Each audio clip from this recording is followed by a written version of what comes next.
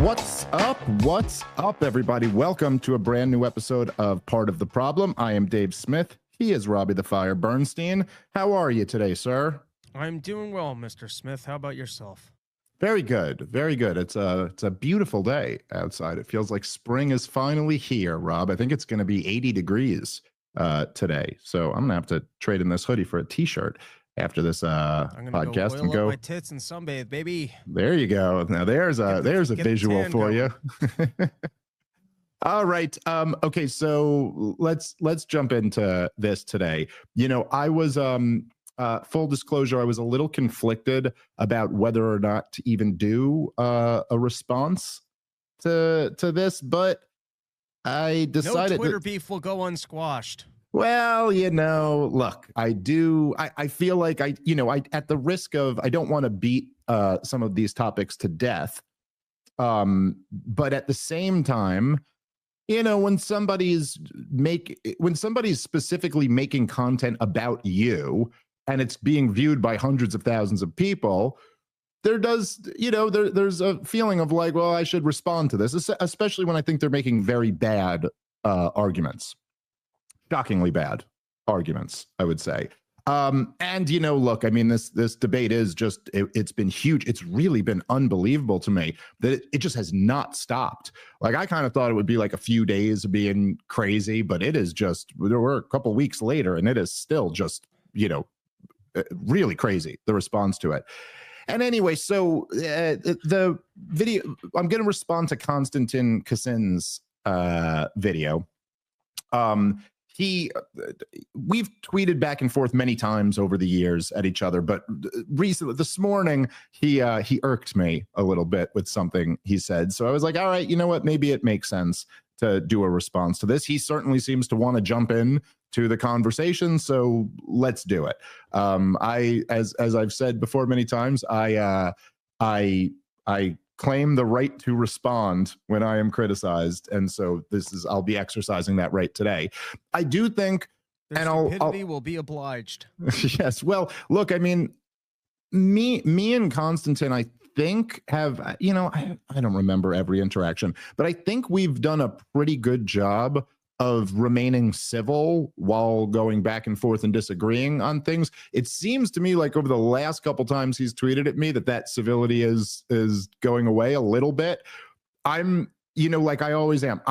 My starting point is always like, let's talk about the ideas, let's debate the issues.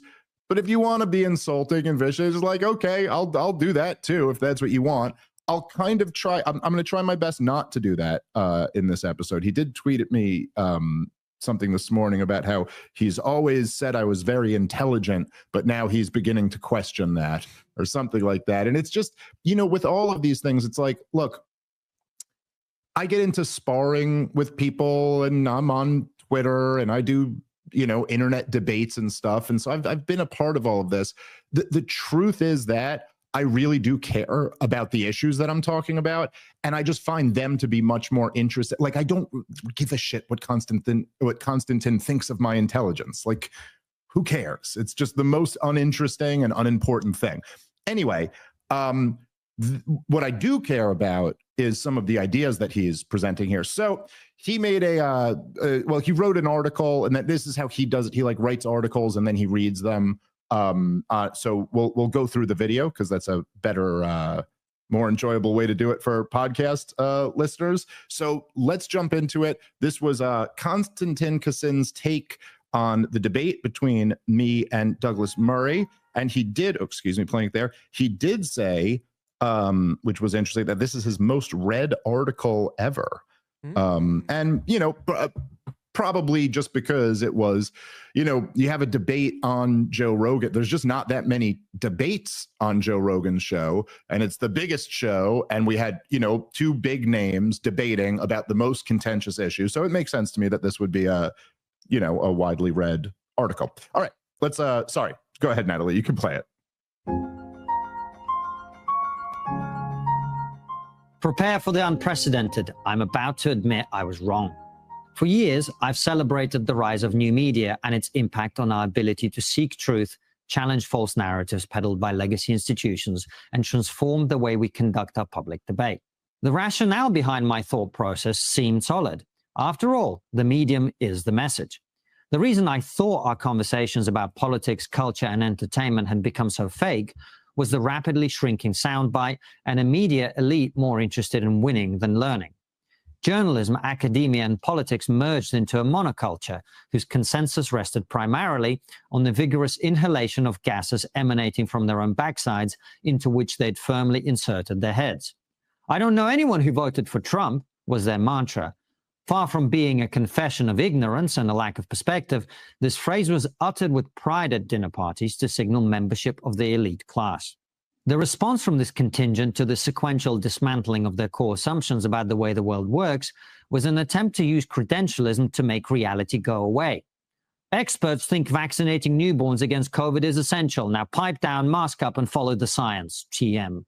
In decades past, absent the ability to make their voices heard, the proles would have had to grumble away about big pharma in obscurity, as people, mostly hippie lefties, had been doing for ages. But thanks to the technological revolution, which reduced the cost of running a major broadcasting channel from millions of dollars to the price of a smartphone, the era of gatekeeping was well and truly over. The discredited mainstream media continued to peddle lie after lie in an attempt to keep its political opponents from governing and being re-elected. But it then faced a powerful counterweight. Elon Musk ended the regime of censorship and enforcement bias in the digital public square of Twitter, declaring, "You are the media now," as major podcasts and YouTube shows secured audiences most mainstream media outlets can now only dream of. By the time of the last year's presidential election in America, the rise of new media had become undeniable, with many rightly calling it the podcast election. Curious, open-minded, inquisitive podcasters, unrestrained by the need to comply with corporate media message discipline and social media censorship, were finally able to speak freely, seek the truth, and debate controversial ideas in good faith in front of grateful audiences of millions. Okay, so far, so wonderful. We could pause it right After there. all, I could not agree more with the "so far, so wonderful" point. So this is, I mean, I think a pretty good start that me and you, Rob, would probably largely agree with. I mean, I do think to some degree he's underselling exactly how corrupt and evil the old media guard was. But more or less, that's, I think what he's starting with there is exactly right. And it's exactly the type of stuff that we've been saying for a long time on this show. There's just no question that this is what's happened. You know, I mean, the corporate media lost all of their trust. They were lying and weaponizing these lies to maintain power. It got to a point where everyone saw through it, and now people are pursuing alternate voices. I guess the only thing in there that I'd kind of disagree with is that there was never, you know, when he says the era of gatekeeping was finally over, well, that's not exactly ever true.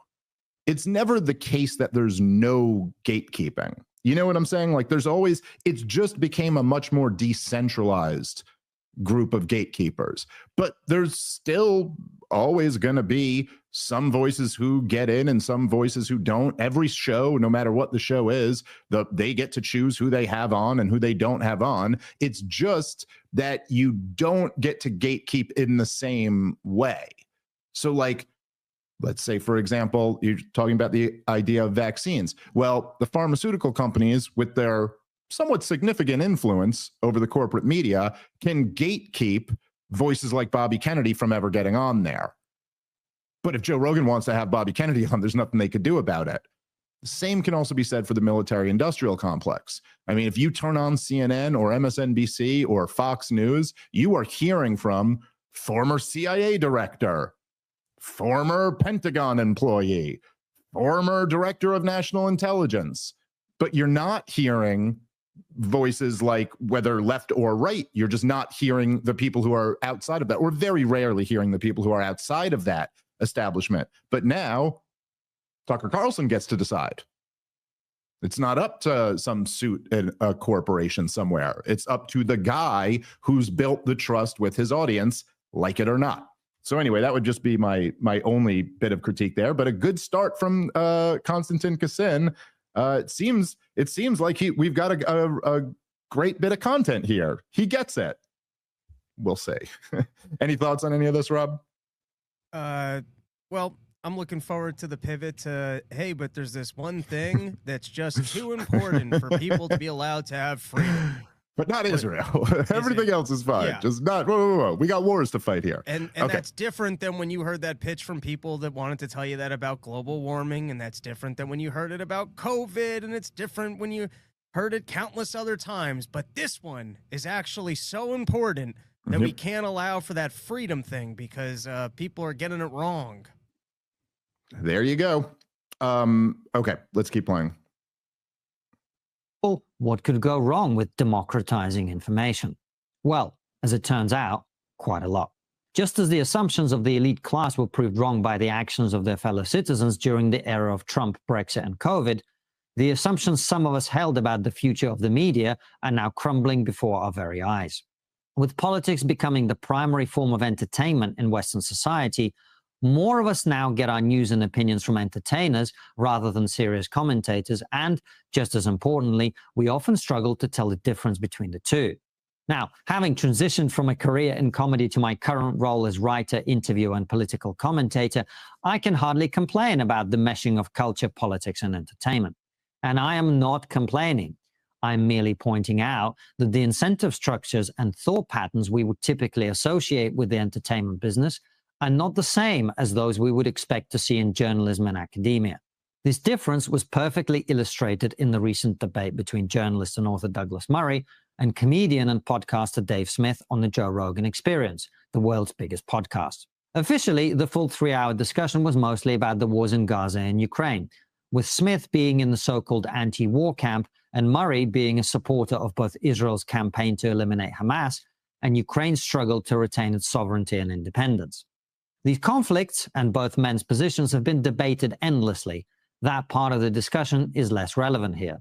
The much more interesting fault lines were exposed on the fringes of the debate. The conversation began with a... That's a mighty convenient approach to have. It's a mighty convenient... Sorry, go ahead. The bulk of the conversation or the substance of it.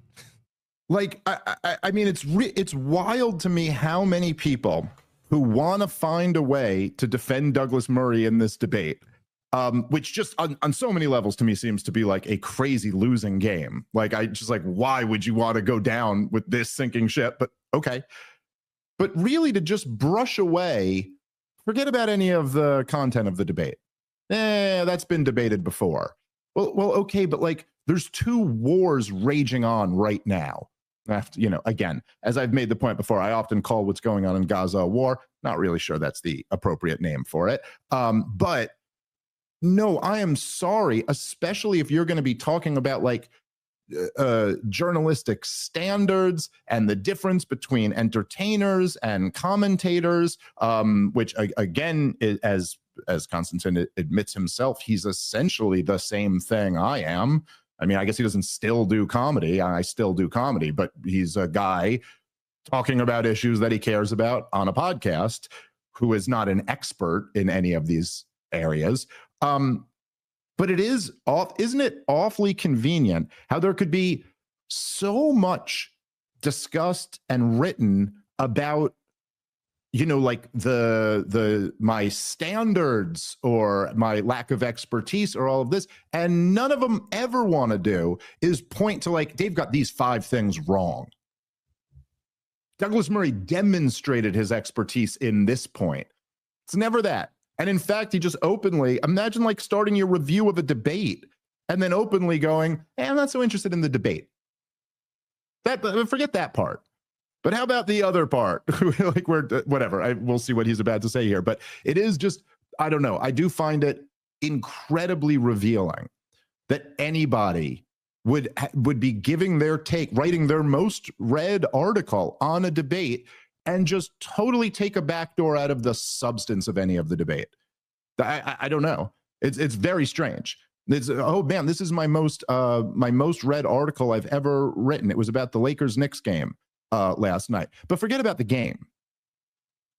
Let's just talk about the halftime show or whatever. It's just very bizarre to me. But all right.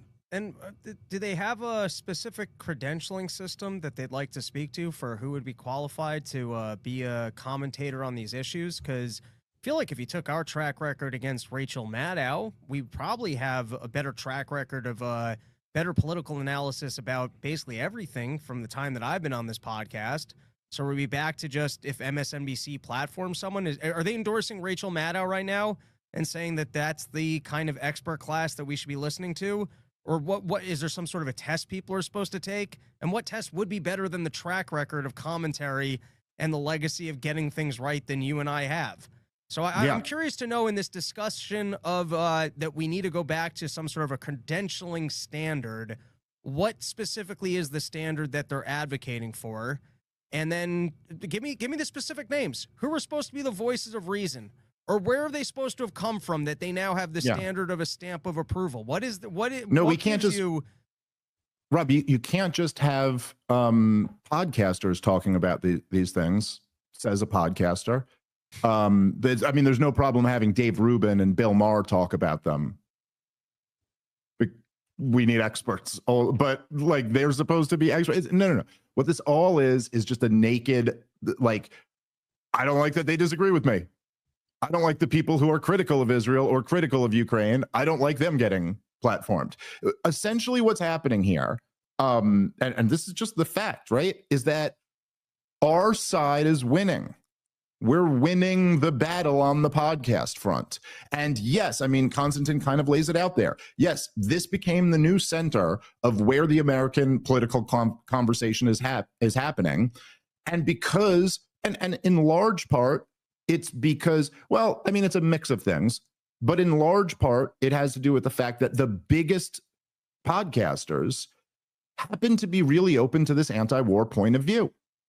You know, and they've heard people make the anti-war argument, and they're like, shit, that is really compelling. In the case of Tucker Carlson, for example, I mean, he's really like, you know, what went from being kind of like essentially a neocon and then went to Iraq. He's been there and then got turned around on it and was like, oh my God, this is a disaster, what we're doing here. But so because of that now, the gatekeepers, the new decentralized gatekeepers, aren't keeping the anti-war voices out. And so we've got a shot now to make our argument, and we're winning. And then you could see this in opinion polls. Support for the war in Ukraine has gone way down since the beginning of the war. And support for the war or Israel's assault on Gaza has gone way down, particularly with the younger generation. And so this is essentially it. It's like you're losing the argument. And so now we got to figure out, you know, how to plug up this hole. All right, guys, let's take a moment and thank our sponsor for today's show, which is Monetary Metals, an amazing company run by amazing people. They are revolutionizing the way you invest in gold and silver. They've been paying interest in silver and gold for over 8 years, helping you grow your wealth in real tangible assets. Finally, there's a true alternative to saving in dollars, a yield on gold and silver with Monetary Metals. Listen, I know a lot of people who listen to my show own precious metals. And if you're owning physical gold or physical silver and you're paying storage fees or whatever, however you're doing it, there's a better way, and it's Monetary Metals. Now you can make interest on your gold paid in gold, or interest on your silver paid in silver. It's revolutionary. And like I said, they're great people who run the company. So please go check them out. Monetary-metals.com. That's monetary-metals.com. All right, let's get back into the show. Anyway, let's keep playing and see. I think we should reenact Biden's disinformation approach and make sure that internet content like this is removed from the internet, because it's too dangerous for people to hear. The new Ministry of Truth can be Douglas Murray and Konstantin Kassin. Or maybe the FCC should take over podcasting and also make sure that there's no curse words or sexual content of any kind. I mean, what legislative body is supposed to reside over this misinformation on the internet and make sure that it does not appear, so that Israel can continue to have public support? Well, it's let's see if Konstantin lays it out. It's an interesting question, Rob.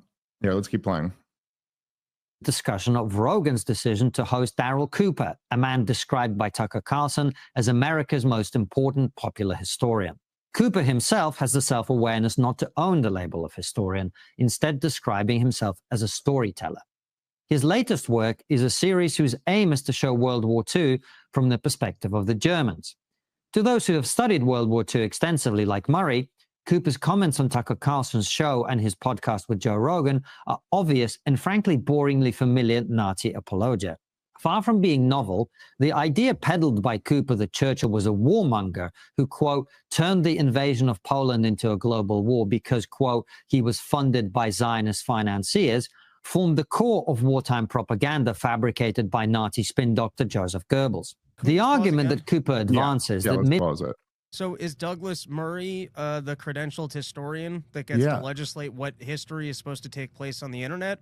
Or is it supposed to be some sort of other administrative body that should be able to rule in Douglas's favor? Is there a court in which these opinions should be because if you notice, Rob, it's a very good point, because if you notice, and then, you know, he's veering into Konstantin here, which is, again, it's identical to woke leftists. I don't even know. I know, you know, sometimes I'll argue that they're the woke right, but they're not. They're the left. They're just woke. I don't know. It's, oh, yes, Nazi apology. If you're not even allowed to discuss these issues, you're not allowed to look at anything from the other point of view, even when he says things that are mainstream history. Like there's the claim that Adolf Hitler was downplaying his anti-Semitism in the early 30s. There's I'm blanking on the historian's name, but he did a whole thing on this about how at the Olympics, I think it was Sagar and Jetty was just talking about this on Breaking Points, or maybe it was Ryan. One of them was talking about this. But I had read this book many years ago, but there's I think it was 1936 Olympics, the ones that are in Germany, the ones where you see Hitler tweaking out like a maniac there.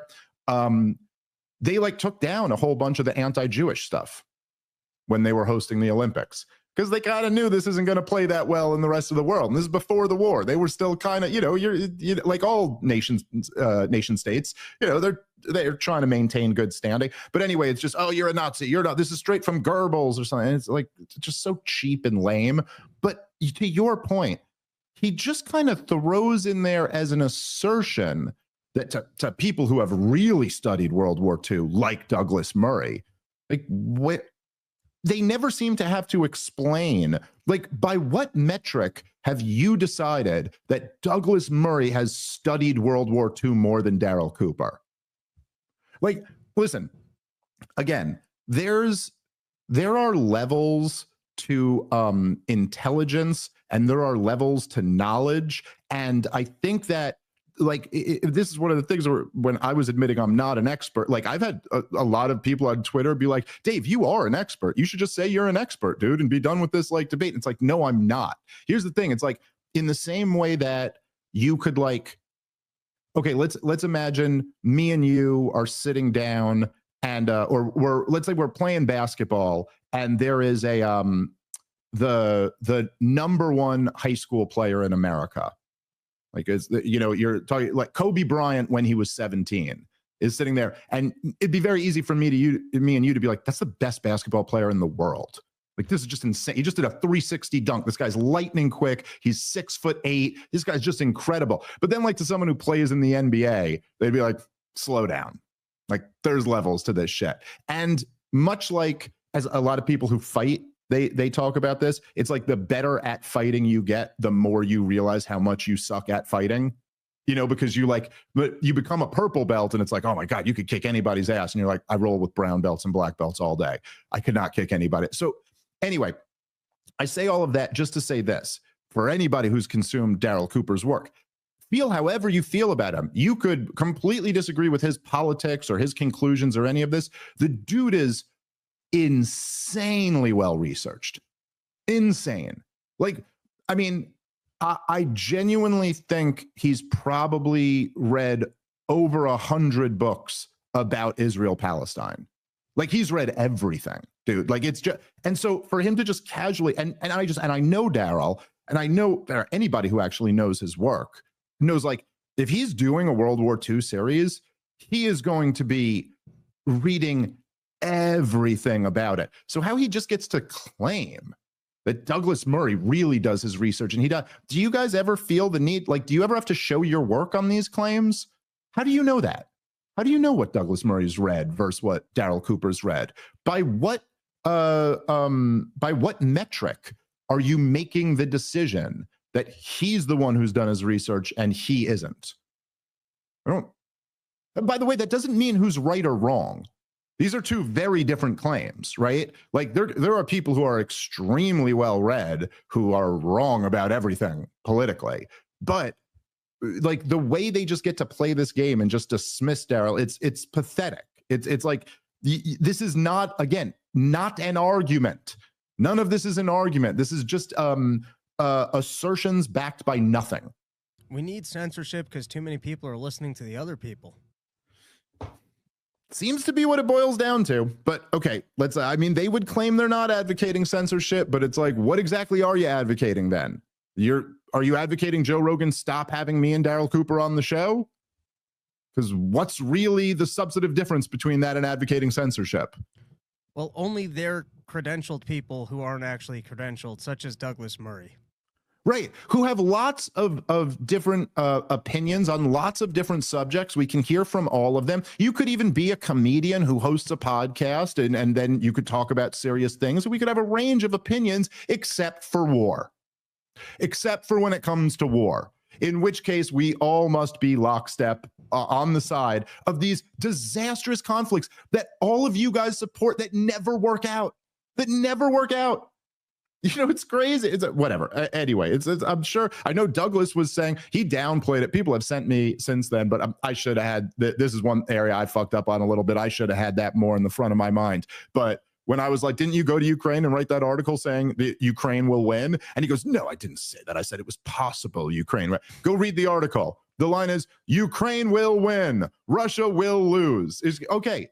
So sorry, guys. Yeah, you guys got it. Much like the COVID experts, you guys have been too spectacularly wrong for too long, and you're losing. You're losing the argument. Sometimes, you know, it's an expert from the regime based on how many things they've gotten wrong. And so perhaps that's specifically why we need to listen to these people more, is because of their track record of getting things so wrong. That's how you know that they're credentialed regime experts.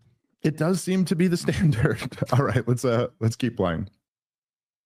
Millions of prisoners of war and civilians died on the Eastern Front because the Nazis failed to plan properly for the invasion is simply a lie. There is extensive documentary evidence which confirms that the reason millions of prisoners of war and civilians died on the Eastern Front is precisely because the Nazis succeeded in their plans. Because Murray is educated on this issue, he assumes that everyone else, including Smith, is too. Exasperated, he tries to explain that far from being revolutionary, these ideas have been pushed by discredited historians like David Irving for decades. Have you listened to his podcast, though? Okay, can you just pause it for a second? It turns so here's just an interesting little thing that you might notice. And again, listen, Konstantin, like what you're engaged in here is propaganda. Like this is just pure bullshit. And it's not, again, it's always what it always relies on. Like if you notice with these videos, right? And this is why I say it's propaganda. You're reviewing a debate and brushing aside the debate. You're talking about expertise, but you're not pointing out anything that I got wrong. You're not, with Daryl Cooper, you're not going, okay, here, he had the Fear and Loathing in the New Jerusalem, or he had the Anti-Humans, or he's had these big, huge series, and you're not going like, this is riddled with inaccuracies, and here are 5 of them. You're not doing that. What you're doing is taking a couple of sentences, taking them wildly out of context, misrepresenting them. What Daryl Cooper actually said, he did not make the claim that the Nazis didn't intentionally kill people in Eastern Europe. That was not his claim. What he was saying was essentially, and he said that this applies to Israel also. So what ended up, he started making this point, then Tucker kind of went on a different path, and then he never got back to like really finishing the point. But the thing he was making was actually, what he was doing was attacking neo-Nazis, actually. What he was doing was attacking the defenders of the Nazi regime. He was saying that it doesn't even matter because you're responsible either way. So in other words, his point was, Rob, I don't know if you saw him make this, but he was saying, listen, if you're Israel and you go into Gaza and then you don't have a plan for how to get innocent civilians to safety, well, that's on you. It doesn't matter whether it was intentional or not intentional or nothing. It's your responsibility now once you commit the invasion. And so likewise, he was saying, even to because one of the things he brought up, and this is it was a letter from like one of the Nazis back to Germany who was out in Eastern Europe. And I guess it was I think it was in 1940, if I'm remembering correctly. But so he said basically they're in the middle of the war. There's a lot of devastation, and he was writing back going like, listen, like all these Jews that we got in these camps, or maybe not just the Jews, but whoever was in these concentration camps, he goes, I think a lot of them are going to starve to death, and it might be more humane to just execute them or something like that. But Daryl was saying like, look, even if that's the case, that even if you're saying like, oh, it was just like in the war, they didn't mean to do any of this or nothing. He goes, it's still a bullshit excuse because it doesn't matter. You invaded these countries, you set up these camps with no plans for how to take care of these people, and you're still responsible for it. So he wasn't making the argument that they never did this intentionally. He was saying, even if you make that argument, the argument still fails. That was the point. So again, Daryl Cooper just wrote a piece the other day. I still have not gotten a chance to read it, but Daryl Cooper just wrote a piece last week, condemning anti-Semitism. None of them will ever bring that one up. They always bring up the 3 lines that they like to take out of context. They never bring that up. But aside from that, there's, a Konstantin here.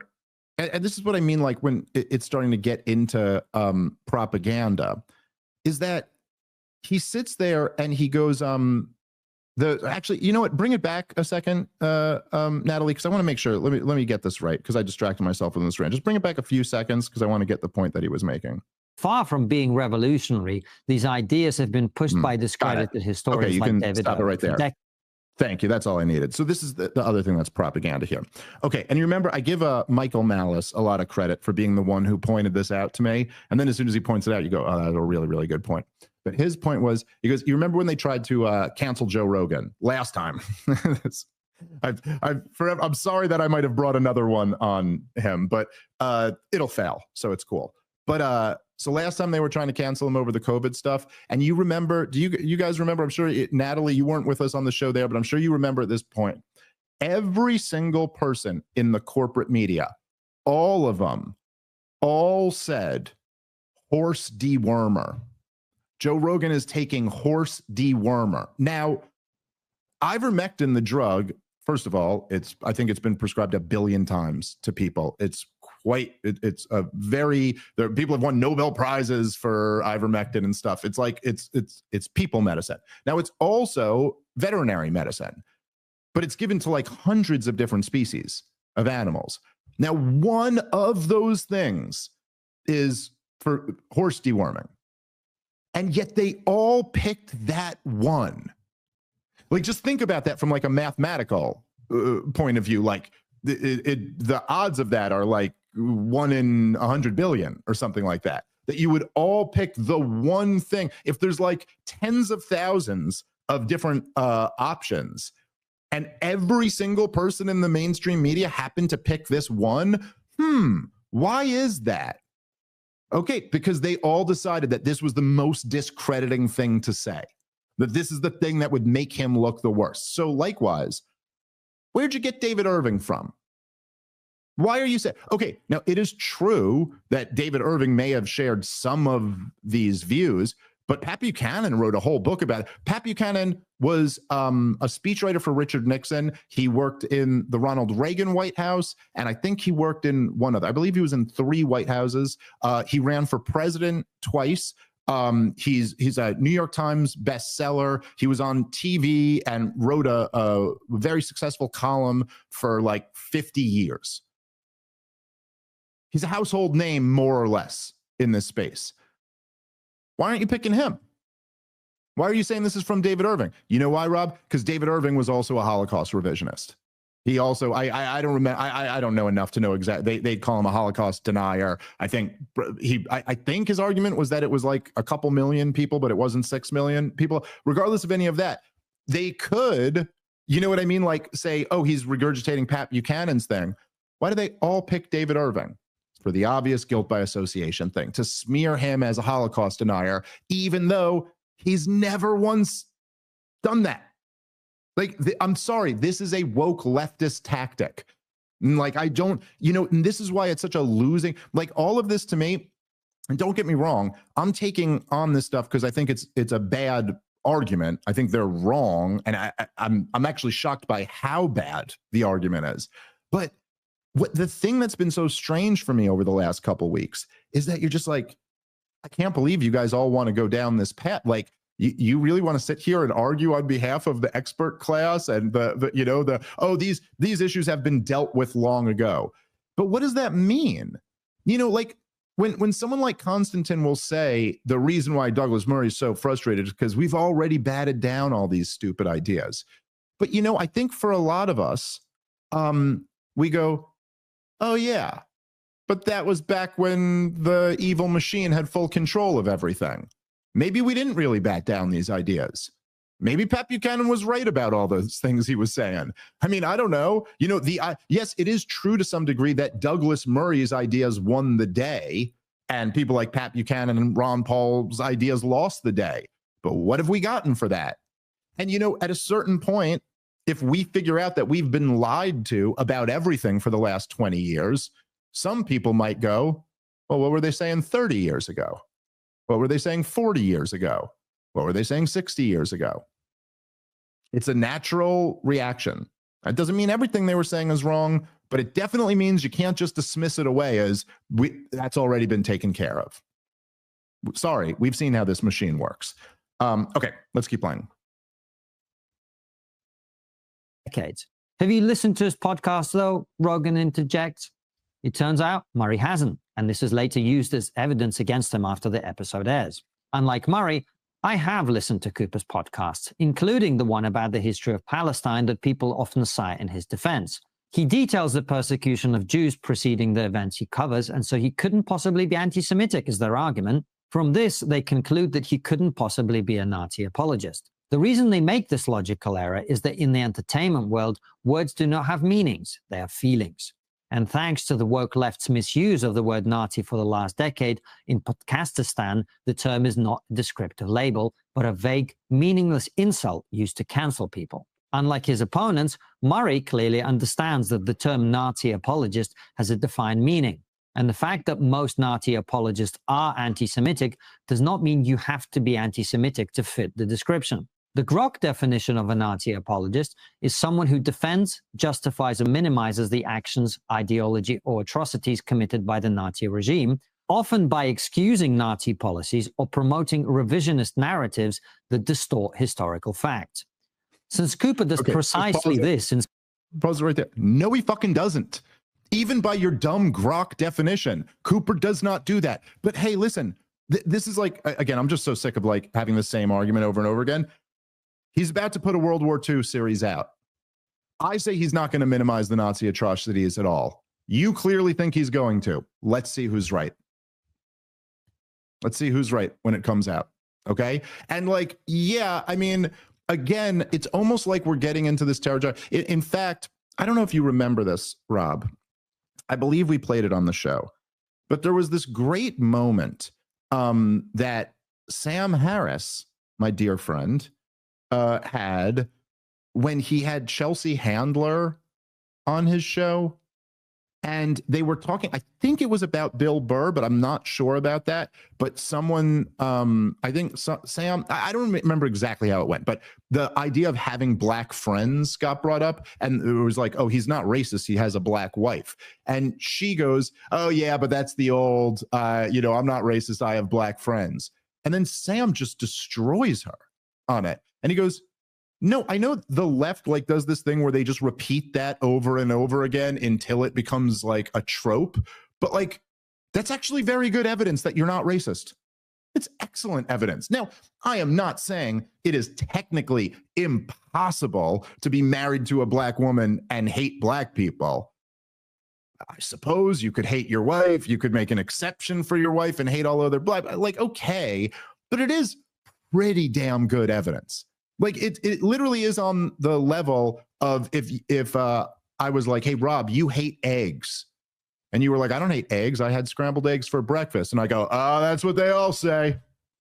They all say they had scrambled eggs for breakfast. And you're like, no, that's a very good defense against saying you don't. Now, technically speaking, is it possible that you hate eggs and you just force feed yourself eggs every morning, even though they disgust you? Like, yeah, I guess technically it's possible, but it is like overwhelming evidence in the direction that you like eggs if you eat them for breakfast. In a very similar sense, yes, it is very strong evidence that you're not a Jew hater, that you're not a Nazi apologist, if you detail in graphic, brutal detail the horrific treatment of Jewish people in Europe. Yes, those two things don't jive together. And you got to really jump through some mental hoops in order to tell yourself that no, they don't. It's pretty straightforward. All right, let's keep playing. Several appearances on major podcasts, how his series on Palestine would change this reality is clearly as confusing to Murray, who hasn't listened to it, as it is to me, who has. Indeed, one of the main areas of misunderstanding in the discussion is the role of expertise. He doesn't claim to be an expert, is Smith's riposte to Murray's suggestion that Cooper doesn't know what he's talking about. He uses the same defense when Murray questions Smith's own willingness to opine on geopolitics. The central critique of Murray here is that he's arguing from authority, which is what the mainstream media has done for years to gaslight the public about everything from transgenderism to COVID to war. Smith and his supporters argue that the concept of expertise has been so discredited that he, and anyone else for that matter, is entitled to express any view about any issue they want. The audience, they say, can judge these views for themselves. Murray's attempt to dismiss such views on the basis that they don't align with expert opinion is seen as an ineffective argument at best and an attempt at credentialism at worst. There's a sliver of truth to this criticism. Engaging the argument someone is making directly is a much more powerful approach. But to suggest that arguments from authority are entirely invalid is silly. Almost everything you believe is based on an argument from authority. Light bulbs, for example, are a fairly unsophisticated and omnipresent part of our lives. Yet the number of people watching this video who are capable of explaining how they work without resorting to arguments from authority will be vanishingly small.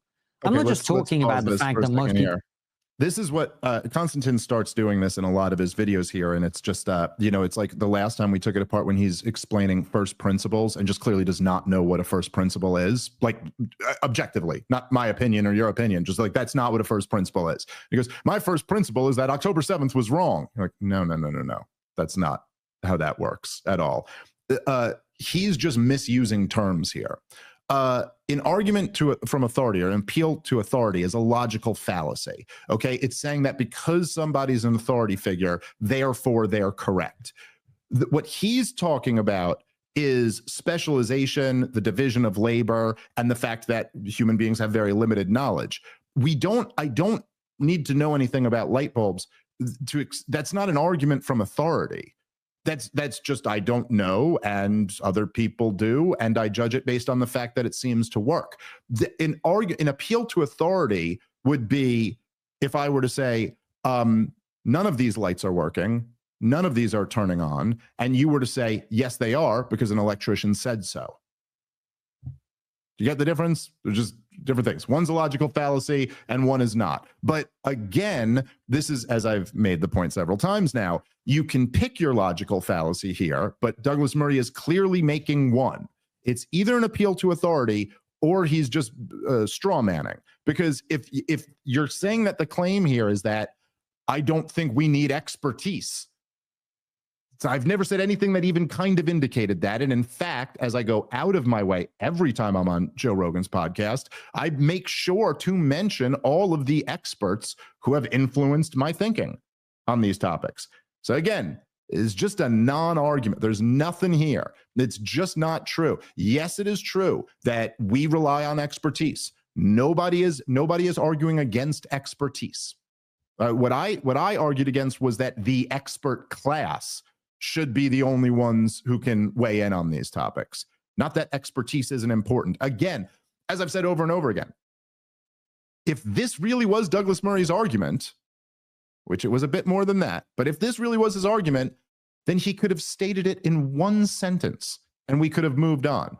Hey, when you talk about these issues, it's really important to know what you're talking about. You agree, Dave? You agree, Joe? Yes, 100% agree. Yes, 100% agree. Let's have the debate now. That's it. Otherwise, you're just knocking down straw men. All right, guys, let's take a moment and thank our sponsor for today's show, which is the Ridge Wallet. I love the Ridge Wallet. Big fan. It's the coolest, sleekest, like minimalist wallet. They've got a bunch of different designs, and they're just really cool looking. It's like a great conversation starter. And also, you don't need, it's like you don't need that big old bulky wallet. I think Jerry Seinfeld and George Costanza figured this out 30 years ago. But you're throwing your spine out of alignment. You're sitting on a brick in your back pocket. All you need is the sleek little Ridge wallet. It holds your cards and your cash, everything you really need. So make sure to go grab one. They also have an AirTag attachment, so you'll always know exactly where your wallet is. You don't have to panic about losing it. Ridge isn't just about wallets. They create premium everyday carry essentials like key cases, suitcases, rings, all built with the same sleek, durable design. No matter what you pick, Ridge has free shipping, a 99-day risk-free trial, and a lifetime warranty on all of their products. So right now, Ridge is having their once-a-year anniversary sale. You can get up to 40% off at ridge.com/POTP10. That's the website. Head on over to ridge.com/POTP10 to see their biggest sale of the year. After you purchase, they will ask you where you heard about them. Please let them know that you heard on the Part of the Problem podcast. Ridge.com/POTP10. All right, let's get back into the show. Anything you want to add, Rob, or you want to jump back in? Light bulbs aren't real, and the only reason why racists will marry black people is because they have white vaginas. And I'd like to be on the record with both of these factual statements. There you go. Happy and I can he's add an expert depth to this conversation. He's an expert, folks. All right, let's keep playing. People couldn't explain how electricity works. I'm talking about the fact that almost everyone who can will only be able to do so by quoting the work of other people rather than experiments and research they themselves have conducted. While Rogan seems to side with Smith in this exchange, it is highly unlikely he would adopt the same approach to his own areas of expertise. When it comes to mixed martial arts, his interview guests are the best of the best. The dazzling array of UFC champions, top MMA coaches, respected trainers, and other experts does not appear to include comedian Dave Smith. There's a popular clip on the Jerry YouTube channel in which... Pause it for a second. Wrong. I've talked MMA a bunch with Joe on the podcast.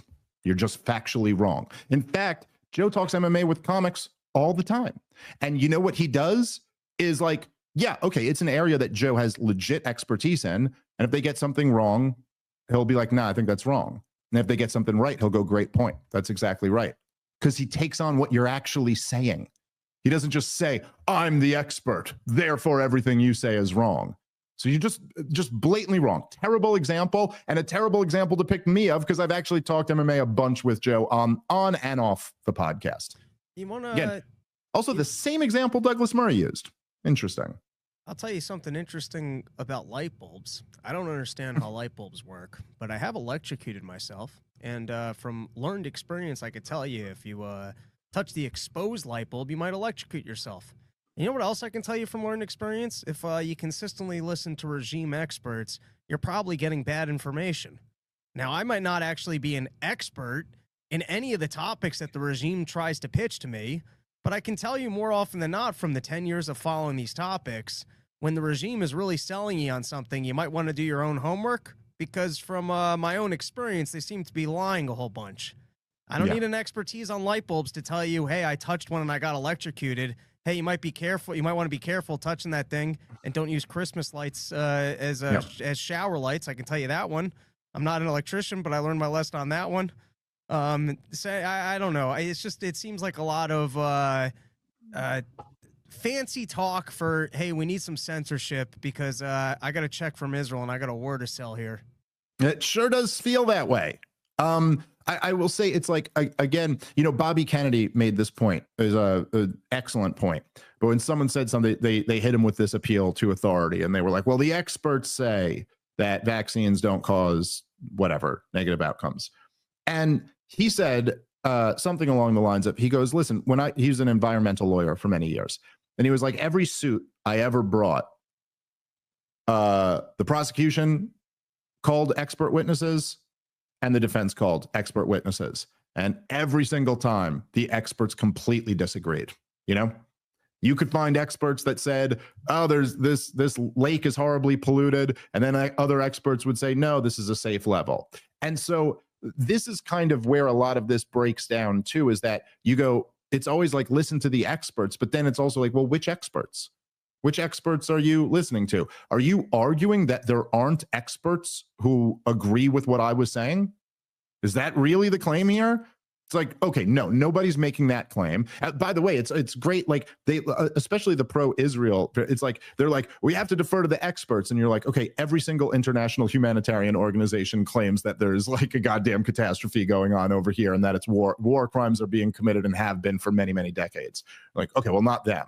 You go like, then they appeal to international law. You go, well, the ICC issued an arrest warrant for Benjamin Netanyahu. No, that part's stupid. You know, it's like always like, okay, there's no there's no shortage of experts who are critical of Israel's treatment of the Palestinians. So again, can we just have the actual debate? Can you make a real point? Seems like you can't. All right, let's keep playing.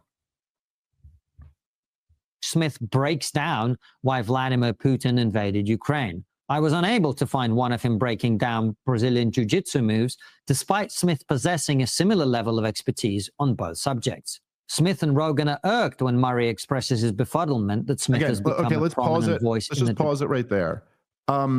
Okay, you're right. It didn't get clipped up. I mean, I have talked about jiu-jitsu on Rogan's podcast before, and like I don't know, but just the point just fails because like I have talked to, I guess he's right. That clip, they put out that clip and it went super viral. You notice again, what Konstantin's not doing is pointing out what I got wrong in the clip.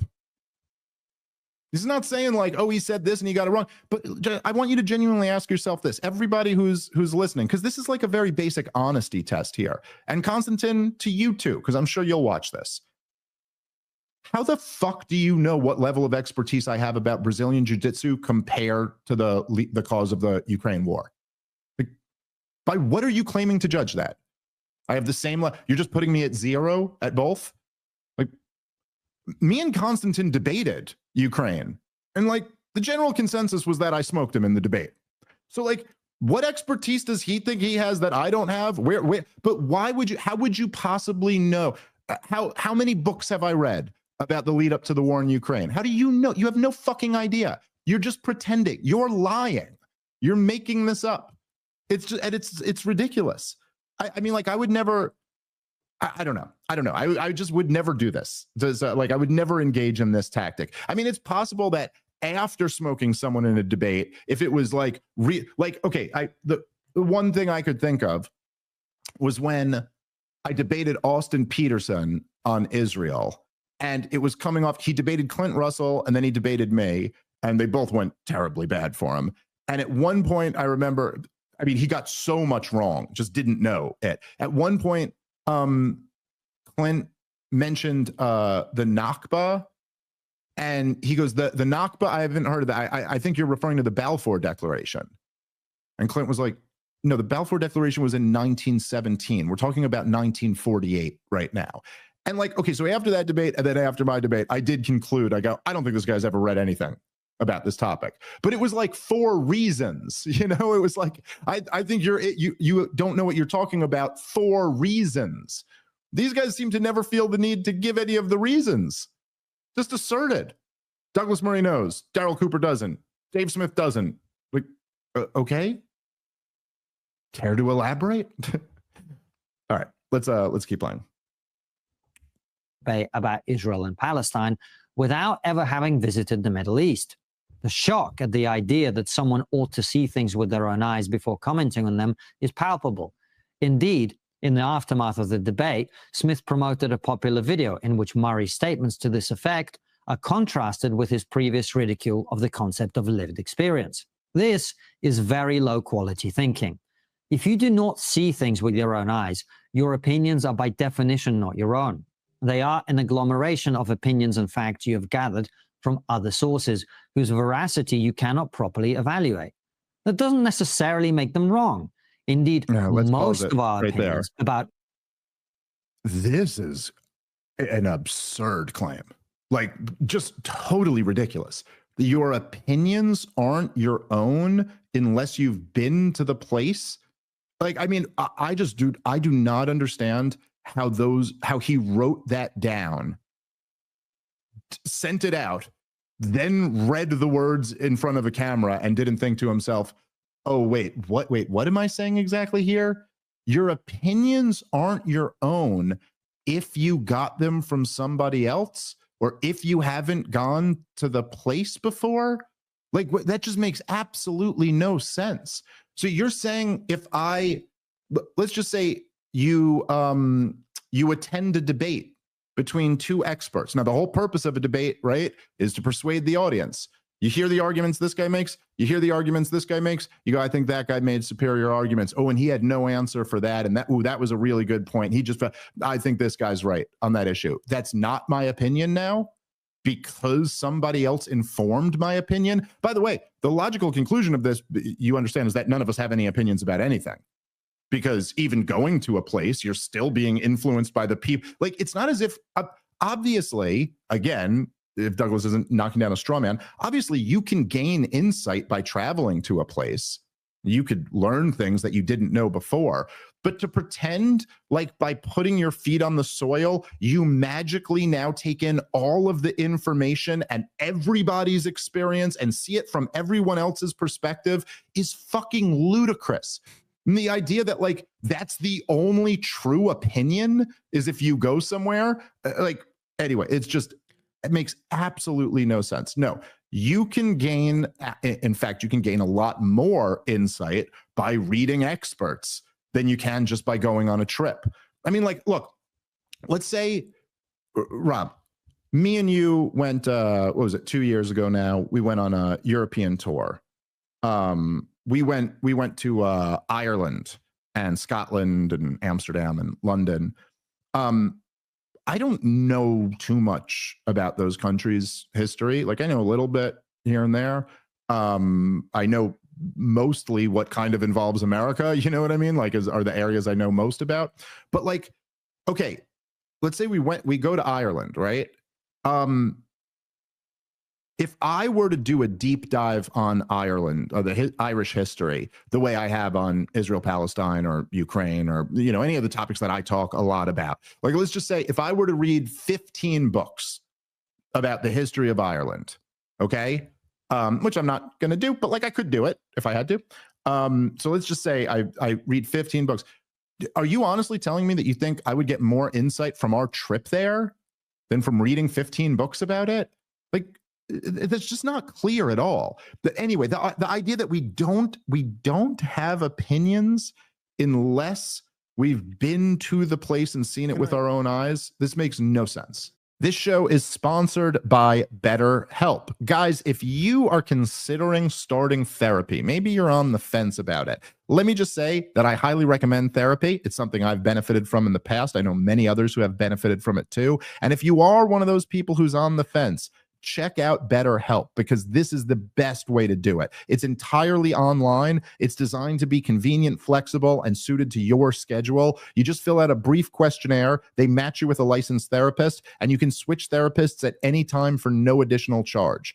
Check them out at betterhelp.com/problem today, and you'll get 10% off your first month. That's BetterHelp.com/problem for 10% off your first month. All right, let's get back into the show. So conceptually, if I were to see a picture of the pyramids, I can't have an opinion that they're impressive because I haven't actually been there. And inversely, if I read or see footage of the Holocaust in Auschwitz, I can't have the opinion that it's terrible because I wasn't there. And the only way that you could form an opinion is by actually being somewhere. So I guess the entire field of history, by the way, that doesn't exist. I guess all of physics, I mean, I don't know. How many people are in a lab observing the laws of physics? I guess maybe, I don't know. Maybe that's not a good example. But there's entire fields of study that are conceptual. So absolutely. Or the idea that like an astrophysicist can't have a real opinion, only an astronaut can, right? Like, you haven't been there. So it's just, I mean, literally, I'm right. I can't do the shocked. analytics about the being on Mars to try and plan for how someone could survive on Mars. I'd have to actually go to Mars. Yeah, it's and not that your would be opinion. the only way that I yeah. could decipher the information about how we might survive on Mars. I am, and I mean this, I'm shocked. There's never been a guy who's, before he went to a factory, was pulled in for a consulting job and then looked at the spreadsheets and the books to figure out what might actually help the company be more profitable. Never happened. Yeah. Well, it's again, like I said, I'm shocked, and not like Douglas Murray was like being performative that he was shocked I haven't been there. I'm genuinely shocked that Konstantin would go down with this. It might be the worst argument I've ever heard. Anyone like you don't have opinions unless you've been to the place. It's wild. All right, let's keep playing. They are an agglomeration of opinions and facts you have gathered from other sources whose veracity you cannot properly evaluate. That doesn't necessarily make them wrong. Indeed, but most of our also opinions pause it about... for a second. Why can't you evaluate other people's opinions? You can't have an opinion. Like, why can't you evaluate somebody else's expertise? If that's the case, true, then shouldn't nobody be allowed to side with Douglas Murray in the debate? After all, they're just listening to another expert who's been there, right? Expert. Anyway, let's keep playing. Most things are not our own. You know why? Because we get them from people we consider to be authorities on the subject in question. You might call them experts. The great trick being deployed here is to allege that experts can't be trusted while relying on a different set of experts. On Ukraine, the non-expert Smith is using the ideas of people he considers experts like John Mearsheimer and Jeffrey Sachs. On World War II, the non-expert Cooper deploys the arguments of people he considers experts like David Irving, and so on and so forth. All opinions are valid and should be given a hearing, scream the people whose entire media diet is made up of people who only push the narrative they prefer. This is where Smith... Who said that? Who said that? Again, just blatant straw men. Yes, again, none of us were ever... not me or Joe, we're not arguing against expertise. And we were not saying, I certainly have never said, I'm not informed by experts. Yes, I've read the experts that back up your side. I've read the experts that back up the other side. I think the ones on your side are full of shit, and the other ones make much better arguments. That's my opinion on this. The point is that I still get to talk about this, and I still get to have an opinion, just like fucking you do, Konstantin. This is just too nutty, dude. You're in the process. I mean, how is this not a performative contradiction of some sense, Rob? He's explaining all of this, right? On a podcast. Like, what are we talking about here? This is too crazy. All right, I'll play a couple more minutes and then I think we're just going to call it an episode because this is just too nutty. Really turning into Spaceballs here. The arguments he makes about countries he's never visited from other people.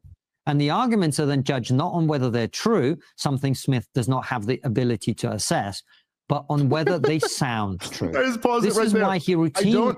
I don't have the ability to assess the truth. So then listen. But he does. Then neither do you, motherfucker. So you can't make that claim. You're contradicting yourself. It's like saying the truth doesn't exist. What's the problem with that sentence, Rob? You're making a truth claim, right? If you're saying the truth doesn't exist, you're saying that's the truth. Well, then the truth would have to exist. It's a self-contradicting statement. If you're saying I can't assess the truth, then neither can you, dude. By the way, you've also never been to Israel or Gaza. He hasn't? So you can't have a comment on this either. Or it just sounds true, right? No, this is wokeism. This is postmodernism. There's no truth. There's no way of knowing what truth is. Yes, there are things called facts and logic, and regular people can actually use these things. All right, let's keep playing a little bit more, and then we're going to wrap up. Makes basic cognitive errors of the kind I described the last time he and I sparred over my viral Israel video. As for experience, the woke concept of lived experience was not ridiculed because experience doesn't matter. You would have to be deeply dishonest to deny that experiences are informative. If Michael Jordan claimed that there's a correct way to dunk a basketball based on his experience and his conversations with Kobe Bryant, do you imagine that Smith and his defenders would screech about MJ just using arguments from authority and lived experience? The reason many of us pushed back against the concept of lived experience, other than the great team tautology. Well, like, yeah, we would if he was lying to us. You know? Like, if he told you the best way to dunk a basketball is with your feet, I'd be like, well, first off, that's illegal in basketball, and that'll be a turnover. And also, I've watched you dunk with your hands many, many times. Again, you could see, right? Everyone could see this here. It's just like a blatant straw man. No one's arguing against expertise, and nobody's saying that your experience doesn't matter. The point is that to say something like your opinion's not valid because you've never been there isn't actually taking on someone's argument. And that is identical to the lived experience argument. To just say that, like literally the argument would go something like that. This is how the lived experience argument would go. Would be something like, you'd be like, well, I'm looking at this data here, and I can see the number of police shootings last year, and I can see the number of unjustified police shootings here, and it's actually very few amount of black people were unarmed black people were killed by cops, and it doesn't seem to be at a much higher rate than other races. And they'd go, you've never been a black person, so you don't know what it's like. You don't have the lived experience. That is identical to the argument Douglas Murray was making. It's not saying that, like, look, here's the thing, is that if I got into a debate with Michael Jordan about how to play basketball, he should just fucking school me at the debate.